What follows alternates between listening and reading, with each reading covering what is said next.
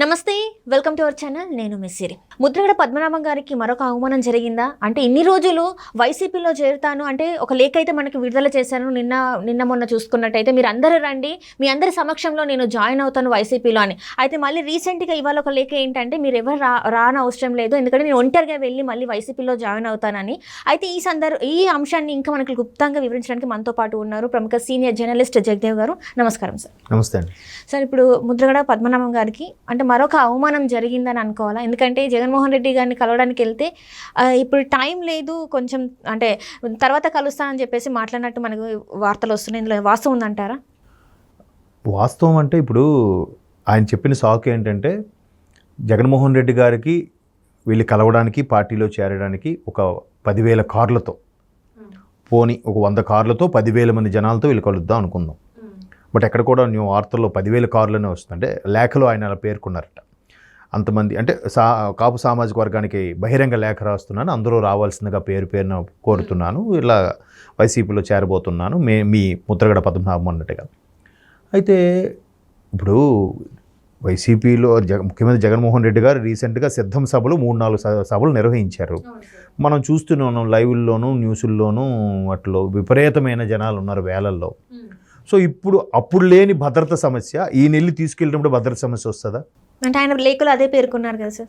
ఇప్పుడు ఆయన ఏం చెప్తున్నారు, భద్రత సమస్య వల్ల ఆయన కలవడం అవ్వట్లేదు, మేబీ నేను ఒక్క నెల్లి కలుస్తాను అన్నట్టుగా చెప్తున్నారు. మరి ఆయన సిద్ధం సభ పెట్టినప్పుడు భద్రత ప్రాబ్లం రాదా? ఇప్పుడు కూడా అన్నారంటే ఖచ్చితంగా అంతమందితో వెళ్ళినా మెయిన్ స్టేజ్ మీదకి ఒక 4-5 పంపిస్తారు, మిగతా అంతా స్టేజ్ కింద ఉంటారు.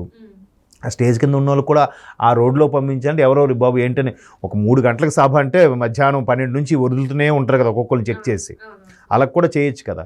సో ఇప్పుడు ఆయన చెప్పే సాకు ఏదైతే ఉందో అది రీజనా సాకుగా చెప్తున్నారో తెలియక ఒక విధంగా ఈయన కలవడానికి జగన్ గారి మొహం చాటేస్తున్నారన్నట్టుగా వార్తలు బయటకు వస్తున్నాయి.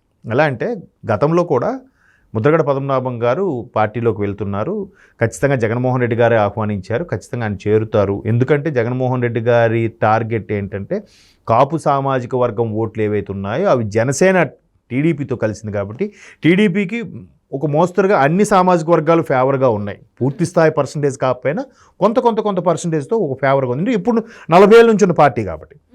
జనసేన వచ్చిన తర్వాత పవన్ కళ్యాణ్ గారు ఆ పర్టికులర్ సామాజిక వర్గం చెందిన వ్యక్తి కాబట్టి ఈయన ద్వారా ఇంకొంతమంది సామాజిక వర్గం నుంచి వెళ్ళిపోతారు, మనకి ఇంకా ఇబ్బంది అవుతుంది. సో ఆ సామాజిక వర్గం ఉన్న వాళ్ళని ఇటు డైవర్ట్ చేయాలి లేదా చీల్చాలి అంటే ముద్రగడ లాంటి కాపు సామాజిక వర్గం చెందిన నేతలను తీసుకోవాలని వైసీపీ వర్గం యోచించిందని వార్తల్లో మనం చూసాం. అయితే దానికి సంబంధించి దానికి తగ్గట్టుగానే ఈయన వైసీపీతో ఫేవర్గా ఉన్నట్టుగా వైసీపీ నాయకులతో కొందరితో మాట్లాడడము, చర్చలు, జగన్మోహన్ రెడ్డి గారిని కలుస్తారు, పార్టీలో చేరుతారన్నట్టు కూడా వార్తలు గుప్పమన్నాయి. ఆ తర్వాత అప్పుడు కూడా ఇలాగే వెళ్తే ఆయన అపాయింట్మెంట్ ఇవ్వలేదు, సంథింగ్ కలవడాన్ని నిరాకరించడం జరిగింది. అదొకసారి. రెండోసారికి ఏమైంది, ముద్రగడ పద్మనాభం గారికి వైసీపీ టికెట్ ఇవ్వట్లేదు, ముద్రగడ పద్మనాభం గారు వాళ్ళ అబ్బాయికి ఇచ్చే ఆలోచనలో ఉన్నారు అన్నట్టు కూడా కొన్నాళ్ళు వార్తలు వచ్చాయి. సరే, ఎవరో కుటుంబం నుంచి ఒకరికైనా ఇస్తున్నారు కదా, వాళ్ళ అబ్బాయిని ఇచ్చినా ఈయన కూడా సామాజిక వర్గం సంబంధించిన అధ్యక్షుడిగా ఉన్నాడు, సరే వాళ్ళ అబ్బాయికి ఇస్తున్నారంటే అది కూడా కొంచెం ఫేవర్గా ఉన్న యాడ్ అవుతుంది, బాగానే ఉంది అనుకున్నారు. ఆ తర్వాత ఇంకొద్ది రోజులకి అది కూడా ఇవ్వట్లేదు, నిరాకరించారు. ఇటు తండ్రికి ఇవ్వట్లేదు, కొడుక్కి ఇవ్వట్లేదు. ఆయన మరలా టీడీపీ జనసేన కూటమికి దగ్గర అవుతున్నారు, ఆ శ్రేణులతో మాట్లాడుతున్నారు. ఎస్పెషల్లీ లోకేష్ బాబుకు ఉండే వింగ్ ఎవరైతే ఉన్నారో యువ నాయకులు వాళ్ళకి టచ్లోకి వెళ్తున్నారు. ఈయన మళ్ళా టీడీపీలోకి వెళ్ళే ప్రయత్నం చేస్తున్నారు అన్నట్టు కూడా మనం వార్తలో చూసాం. బట్ ఏంటంటే ఇట్లా వార్తలను చూస్తున్నాం కానీ ఆల్రెడీ టీడీపీ జనసేన కూటమి కలవడం వల్ల, సమన్వయ కమిటీలు ఏర్పడడం వల్ల ఏ సీట్లు ఎవరికి కేటాయించాలి ఏంటి అనే దాని మీద అంశాల వారీగా చర్చలు అవుతున్నప్పుడు ఉన్నవాళ్ళు జెండా పట్టుకుని కష్టపడి తిరిగిన వాళ్ళకే ఇవ్వాలి, మరలా వీళ్ళకి ఎవరికి ఇవ్వాలి ఇవ్వకూడదు అనే అంశం మీద ఇంకా టీడీపీ జనసేన కూడా మొండి చేయి చూపించాయి. దానికి తగ్గట్టుగానే తాడేపల్లి గూడెంలో జరిగిన సభలో పవన్ కళ్యాణ్ గారు ఇండైరెక్ట్గా ఒక స్టేట్మెంట్ కూడా ఇచ్చారు. ఇట్లా నేను ఎవరెవరైతే మరలా రావాలనుకుంటున్నారో వాళ్ళకి ఇచ్చే అవకాశం లేదు అన్నట్టుగా చెప్పకనే చెప్పారు. దానికి ఒక 2 నెలల ముందు చంద్రబాబు నాయుడు గారు కూడా ఒకటే చెప్పారు, ఇట్లా ఎవరైతే మొదటి నుంచి కష్టపడ్డారో వాళ్ళకే ఛాన్స్ ఉంటుంది అని చెప్పకుండా కుటుంబం నుంచి ఒక్కరికే ఇస్తామన్నట్టు కూడా చెప్పారు. ఆల్రెడీ జనసేన కూటమిలో ఉన్నారు కాబట్టి వాళ్ళకి కూడా కొన్ని ఇవ్వాల్సి పడుతుంది, అందుకే కుటుంబం నుంచి ఒక్కరికి మరీ తప్పదనుకున్న సందర్భంలో కొంతమందికి ఇచ్చే అవకాశం ఉందన్నట్టు కూడా ఇట్లా చెప్పారు. సో ఇప్పుడు ఏమైంది అంటే వైసీపీలో లేదని వెనక్కి రాబోయారు. వెనక్కి వస్తే ఈ 2 గేట్లు మూసేసి ఉన్నాయి. మళ్ళీ అక్కడికే వెళ్ళాలి. అక్కడికే వెళ్ళే నేపథ్యంలో బహిరంగ లేఖ రాస్తే ఏమైంది, 10,000 మందితో 10,000 కార్లతో వచ్చి జనసందోహం మధ్య కలుస్తా అంటే నా వెనక ఎంత ఉంది అని చూపించుకునే ఎవరైనా జనరల్గా పార్టీలో చేరే ముందు ఎవరైనా అట్లాగా చేరుతారు. చేరేటప్పుడు ఏంటంటే అరే వీడికి ఎంత ఫాలోయింగ్ ఉంది, ఇందులో 10% వచ్చినా మనకి బాగానే ఉంటుంది కదా అని ఆలోచన ఉంటుంది పార్టీలకు కూడా.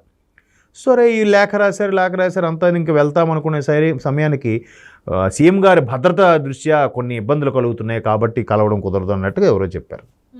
అంటే నో అని చెప్పలేక ఇలా చెప్పారేమో మేబీ నేను అనుకుంటున్నాను. సో ఇప్పుడు ఆయన ఏం స్టేట్మెంట్ ఇచ్చారు, ఆయన భద్రత దృష్ట్యా కొన్ని రకాల ఇబ్బందులు ఎదురవుతాయి కాబట్టి ఇంకా రేపు పొద్దున 15-16 తేదీల్లో ఏదో ఒక రోజు మంచి రోజు చూసుకొని నేనే సింగిల్గా వెళ్ళి చేరిపోతాను తప్ప వీళ్ళు ఎవరిని వెంట తీసుకెళ్ళట్లేదు, మీరు ఎవరు రావద్దు అన్నట్టుగా మళ్ళీ మరో విన్నపం. అంటే ఇప్పుడు మళ్ళీ కలవడానికి వెళ్తే కూడా సీఎం జగన్మోహన్ రెడ్డి గారు తర్వాత రండి నేను కొంచెం బిజీగా ఉన్నానని కూడా చెప్పడం జరిగిందని వార్తలు వస్తున్నాయి. వార్తలు అంటే ఇప్పుడు అంతకుముందు టాపిక్లో ఒకటి చెప్పానమ్మా, ఇప్పుడు సన్నిహిత వర్గాల్లో అలాగా మాట్లాడుకుంటారు ఇలాగా మాట్లాడుకుంటారు. ఫర్ ఎగ్జాంపుల్ ఆయన సన్నిహిత వర్గంతో పాటు వెళ్ళాడు అనుకోండి, ఒకటేంచి సరే సార్ మనకి ఎంతసేపు వెయిట్ చేస్తున్నారు, ఎంతకి మనకి ఛాన్స్ ఉందా లేదా అంటాడు అనుచరుడు. వాడు వెయిట్ చేసి బయటికి వెళ్ళిపోయి మా సార్ ఎంత కష్టపడి ఈయన కోసం వస్తే మా సార్ని కలవడానికి ఎంతసేపు వెయిట్ చేపిస్తాడా, వీళ్ళు ఛాన్స్ ఇవ్వట్లేదురా, అవకాశం లేదంటున్నారంట. అదేదో బయటికి ఛాయ్కి సిగరెట్కి వెళ్ళి సన్నిహిత వర్గాలతో మాట్లాడినప్పుడు అది ఆ నోట ఈ నోట పొక్కి స్ప్రెడ్ అయిపోద్ది. నిజం ఎప్పుడు దాగదు.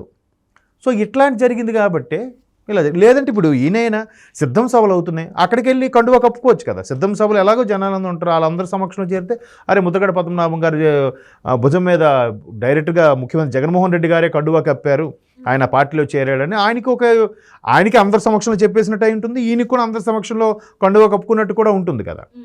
అలా కాకుండా సపరేట్గా నేనే ఒక 10,000 కార్లతో 1,00,000 మంది జనంతో వచ్చి చేరుతాను అనుకున్నప్పుడు ఆ ఎక్స్పెక్టేషన్స్ ఏవైతే ఉంటాయో అవి రీచ్ అయిపోయేసరికి ఇప్పుడు కింద అంతమంది కూడా 1,00,000 మంది కూడా ఏమి సమాధానం చెప్తాడు ఆయన, ఏంటి అన్నకి వద్దన్నారా, అన్నకి అపాయింట్మెంట్ ఇవ్వలేదంటగా, ఒకవేళ ఇటు చూడకపోయినా ఒకవేళ కలవడానికి ఈయన ఎందుకు సింగిల్గా వెళ్తారంటున్నాడు, అపాయింట్మెంట్ ఇవ్వకపోయి ఉంటాడు అంతేలే. ఆల్రెడీ వైసీపీ అంటే వ్యతిరేకత ఉన్న వాళ్ళు ఏమంటారు, ఏముందరా అలాగే అంటున్నాడుగా మొదటి నుంచి ఊరిస్తున్నా కానీ ఎవరికి టికెట్ ఇవ్వట్లేదు, ఆయన చాలామందికి సిట్టింగ్ ఎమ్మెల్యేలకే టికెట్ ఇవ్వట్లేదు, ఈయనకేమిస్తాడు అన్నట్టు కూడా వ్యాఖ్యలు వస్తాయి. వచ్చినప్పుడు ఇంకేముంది మరి అది పరోక్షంగా అవమానం జరిగినట్టేగా. అంటే ఇప్పుడు తను చెప్పేది ఏంటంటే నేను ఒక్కడిని తాడేపల్లి ప్యాలెస్కి వెళ్ళి జగన్ గారి సమక్షంలో నేను కండువా కప్పుకుంటానని చెప్పేసి చెప్పారు. సో ఇప్పుడు మరి దాన్ని ఎలా చూడాలి మనం? అదే అంటున్నాను, మీరు ఒక్కడే వెళ్ళి కప్పుకోవడం ఏంటి, ఇప్పుడు మీకు పార్టీ మీద ఇది ఉన్నప్పుడు పార్టీకి కార్యకర్తలు అందరూ ఇప్పుడు ఆయనకి ఇంట్రెస్ట్ లేదు, ఆయన కింద ఉండే కార్యకర్తలకి లేకపోతే ఆయన నమ్ముకున్న అనుచరులకి అభిమానులకి ఉంటుంది కదా, మా అన్న ముద్రగడ పద్మనాభం గారు సీఎం గారి దగ్గరికి వెళ్ళారు అని చెప్పి వాళ్ళు సెల్ఫీలు దిగి వాళ్ళు పెట్టుకుంటారు కదా, అన్నతో పాటు మేము వెళ్ళాంరా, సీఎం క్యాంప్ ఆఫీస్కి వెళ్ళాం, లేదా తాడేపల్లి ప్యాలెస్కి వెళ్ళాం, అన్న జగన్మోహన్ రెడ్డి గారిని చూసాము అని చెప్పుకుంటారు. అలాగైనా కనీసం ఒక 100 మంది అయినా ఉండొద్దా అమ్మా, మరీ సింగిల్గా వెళ్ళి కలుస్తారంటే అర్థం అంటే ఇప్పుడు కాపు సామాజిక వర్గం నుంచి తనకి ఎలాంటి సపోర్ట్ లేదంటారా? అది చెప్పలేము, ఎందుకంటే తను అంత ధైర్యంగా చెప్పి అంత మంది వేల కార్లలో ర్యాలీ లాగా వెళ్ళి కలుస్తానని సామాజిక వర్గ సపోర్ట్ వేరు, అది ఆ సపోర్ట్ ఓట్ల రూపంగా మలుస్తుంది అనేది చెప్పలేం, అంతే కదా. ఓట్ల రూపంలో మలిచేది వేరు, సామాజిక వర్గ సపోర్ట్ వేరు. అలా అనుకుంటే ఇంతకుముందు చిరంజీవి గారే ముఖ్యమంత్రి అయిపోవాలి, గత ఎన్నికల్లో పవన్ కళ్యాణ్ గారు ఏకగ్రీవంగా రెండు నియోజకవర్గాల్లోనూ గెలవలేదుగా. సామాజిక వర్గ సపోర్ట్ వేరు, ఆ సామాజిక వర్గం అనేది ఎన్నికల ఓట్ల రూపంలో ఎలా మలుస్తుంది అనేది కూడా చెప్పలేం. Right sir, right. Thank you so much. Thank you.